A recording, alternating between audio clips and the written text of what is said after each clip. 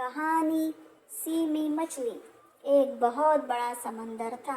उसमें बहुत सारी और प्यारी प्यारी छोटी छोटी मछलियाँ मिलजुल कर रहती थी। उनमें एक खूबसूरत मछली थी, सीमी मछली। सबसे मिलजुल कर रहने वाली, सब उससे बहुत प्यार करते थे।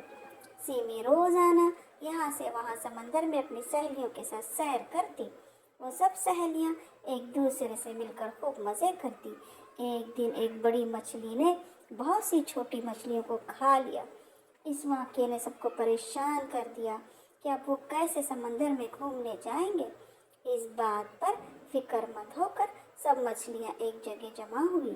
रानी मछली ने कहा कि इसका हल तलाश करना चाहिए, वरना हमारी एक एक करके सब छोटी मछलियाँ ख़त्म हो जाएगी।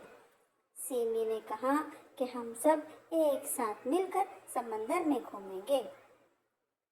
इस बात से मुत्तफिक होकर सब मिलकर एक बड़ी मछली की शक्ल में बगैर किसी डर के घूमने लगी।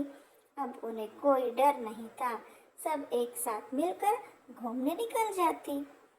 अब उन्हें बड़ी मछलियों से कोई डर नहीं था।